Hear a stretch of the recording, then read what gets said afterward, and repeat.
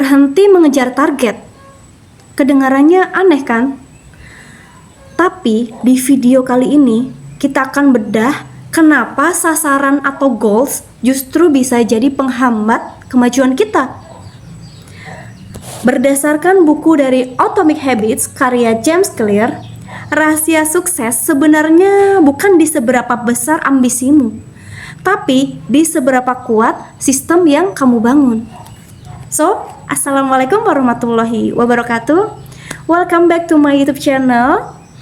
Kali ini kita akan melanjutkan buku karya James Clear yang fenomenal ini, ya, bestseller di seluruh dunia dan banyak yang sudah merasakan manfaatnya dan relate banget sama kehidupan kita, ya. Kita sudah masuk ke materi mengapa perubahan kecil menghasilkan perbedaan yang besar. Kalau kamu belum nonton video sebelumnya membahas tentang materi sebelumnya, so aku saranin kamu buat nonton dulu supaya bisa relate sama video kali ini. Jadi pause dulu video ini, setelah itu boleh lanjutin ke video ini. Jangan lupa untuk support channel ini ya dengan cara like, comment, dan subscribe.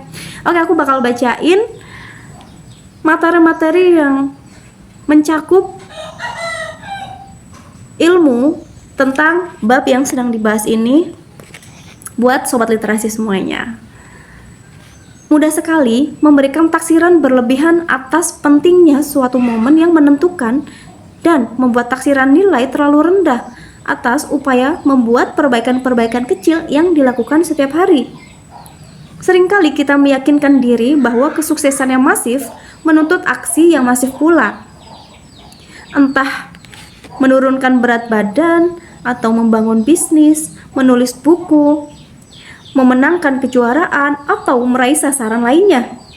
Kita memberi diri sendiri beban untuk membuat perubahan yang akan mengguncang bumi dan menjadi bahan perbincangan semua orang. Sementara itu, perbaikan 1%, sesuatu yang tak terlalu terasa, kadang malah tak terlihat. Padahal perbaikan itu dapat jauh lebih bermakna, terutama dalam jangka panjang.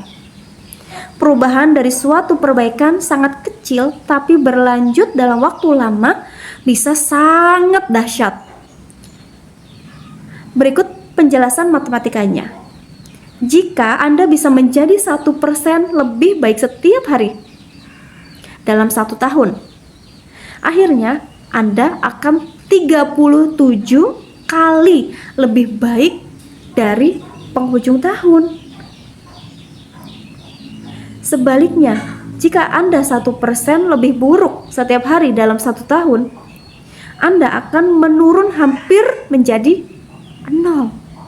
Yang berawal dari satu kemenangan kecil atau satu kemunduran yang remeh dapat terakumulasi menjadi jauh lebih besar. So, kalau kita lihat di sini ada gambar mengenai diagram perbaikan atau penurunan. Walaupun di sini cuma ada 1%, tapi hasilnya bisa sangat melonjak tinggi. Ataupun kalau kita menurun 1% aja setiap hari, hasilnya bisa sampai di bawah 0 loh. Jadi jangan pernah remehkan hal-hal kecil. Karena kebiasaan adalah bunga majemuk dalam perbaikan diri. Sama halnya dengan uang yang menjadi berlipat-lipat karena bunga majemuk. Pengaruh kebiasaan menjadi berlipat-lipat sewaktu Anda mengulang-ulang kebiasaan itu. Nah, perubahan yang dihasilkan pada suatu hari tertentu mungkin terkesan kecil. Tapi dampak yang terjadi setelah berbulan-bulan dan bertahun-tahun kemudian, nah, ini yang akan menjadi titik balik. Karena sesuatu yang dahsyat bisa terjadi, bukan karena terjadi dalam satu malam, tapi karena tumpukan dari kebiasaan itu sendiri. Ketika kita menengok ke belakang 2, 5, atau barangkali 10 tahun kemudian, nilai kebiasaan yang baik dan kerugian akibat kebiasaan buruk menjadi luar biasa nyata. Seperti yang sudah aku sampaikan juga di video sebelumnya.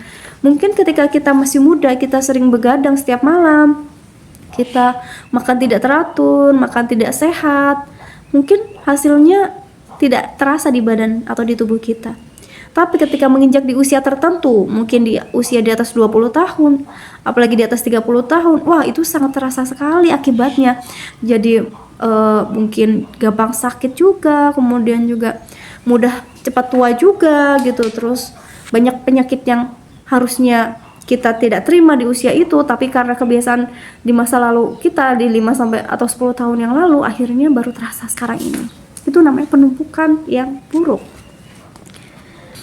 Nah, dalam konsep kehidupan sehari-hari, konsep ini mungkin sulit dianggap baik. Kita sering mengabaikan perubahan-perubahan kecil karena terkesan tidak begitu penting saat itu. Jika Anda menabung sedikit uang sekarang, Anda belum menjadi jutawan. Jika Anda pergi ke sasana bugaran atau ke tempat gym ya, 3 hari berturut-turut, bentuk tubuh Anda ya pastinya belum tentu atau belum terlihat ya perubahannya.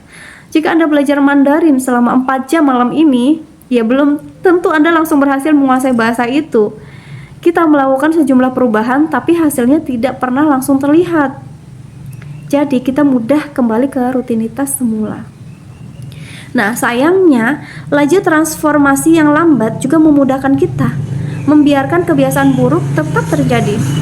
Jika Anda makan makanan yang tidak sehat hari ini, timbangan Anda memang tidak langsung naik banyak. Jika Anda bekerja sampai larut malam saat ini dan mengabaikan keluarga, mereka akan memaafkan Anda. Jika Anda menunda kewajiban dan membiarkan proyek Anda tidak dikerjakan sampai besok, biasanya masih ada waktu untuk menyelesaikannya kemudian. Suatu keputusan tunggal itu mudah dibatalkan.